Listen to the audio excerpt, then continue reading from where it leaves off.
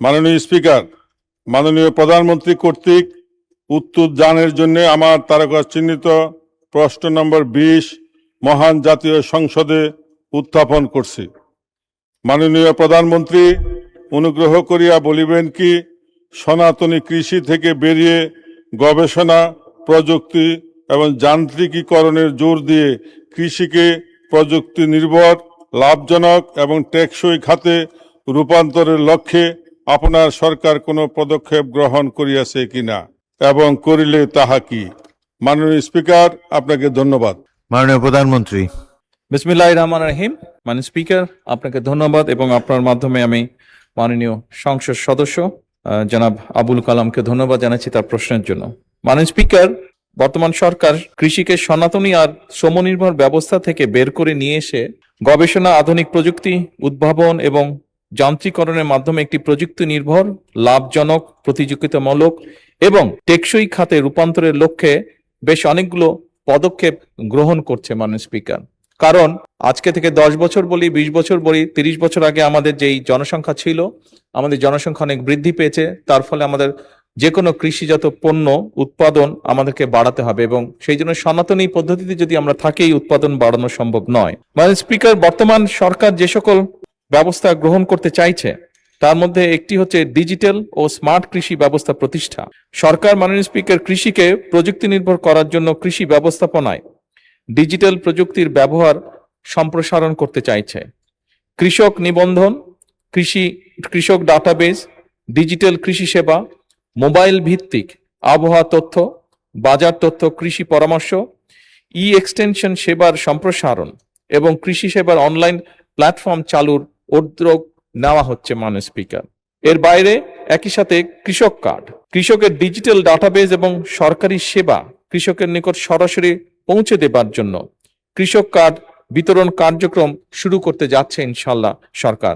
এর মধ্যে 17টি উপজেলায় পাইলট প্রকল্পের কাজ শেষ করা হয়েছে এবং মাননীয় স্পিকার এই কর্মসূচির মাধ্যমে আগামী 5 বছর সারা দেশে ইনশাল্লাহ সরকার 2,75,00,000 কৃষককে ডিজিটাল প্ল্যাটফর্মের ভিতরে নিয়ে আসবে, যেটি কিনা কৃষক কার্ড। মাননীয় স্পিকার, উৎপাদন ব্যয় হ্রাস, শ্রম সংকট মোকাবেলা এবং কৃষিকে লাভজনক করতে কৃষিকে অবশ্যই যান্ত্রিকরণ করা হচ্ছে। যন্ত্রের ব্যবহার কৃষিতে বাড়ানোর চেষ্টা করা হচ্ছে। একই সাথে সরকার কৃষিতে রিমোট সেন্সিং, কৃত্রিম বুদ্ধিমত্তা বা AI, internet of things, drone প্রযুক্তি, জিআইএস, স্যাটেলাইট তথ্য, বিগ ডাটা এবং আধুনিক তথ্য প্রযুক্তির ব্যবহার সম্প্রসারণের উদ্যোগও গ্রহণ করছে। এইসব প্রযুক্তির মাধ্যমে ফসলের স্বাস্থ্য ও ফলন পর্যবেক্ষণ, রোগবালাই শনাক্তকরণ, সুনির্দিষ্ট সার এবং সেচ ব্যবস্থাপনা এবং উৎপাদন পরিকল্পনার অধিক কার্যকর ও বিজ্ঞান ভিত্তিক হবে বলে আমরা দৃঢ়ভাবে বিশ্বাস করি। মাননীয় স্পিকার, আধুনিক প্রযুক্তি এবং তথ্য নির্ভর প্রিসিশন এগ্রিকালচার চালু করে উৎপাদন যে খরচ সেটি কমানো এবং কৃষকের আয় বৃদ্ধি করা অন্যতম একটি লক্ষ্য আমাদের।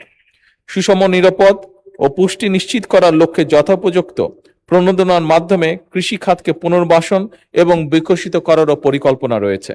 একই সাথে মাননীয় স্পিকার, দেশের কোন এলাকায় কোন সময় কোন ফসল ভালো হবে, কি পরিমাণ সার লাগবে, আবহাওয়ার পূর্বাভাস ইত্যাদি সংক্রান্ত পরামর্শ প্রদান করা হচ্ছে এবং এটিকে আরো অর্গানাইজ করা হবে কৃষক কার্ডের মাধ্যমে।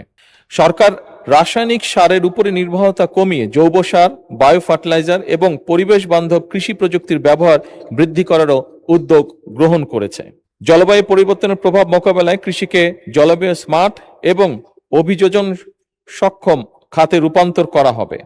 সরকারের উপরোক্ত পদক্ষেপ গ্রহণের ফলে মাননীয় স্পিকার, কৃষি আরো উৎপাদনশীল, লাভজনক, রফতানিমুখী এবং টেকসই খাতে পরিণত হতে যাচ্ছে ধীরে ধীরে, যা আধুনিক অর্থনৈতিক উন্নয়ন এবং খাদ্য নিরাপত্তা নিশ্চিতকরণে ইনশাআল্লাহ গুরুত্বপূর্ণ অবদান রাখবে। ধন্যবাদ মাননীয় স্পিকার।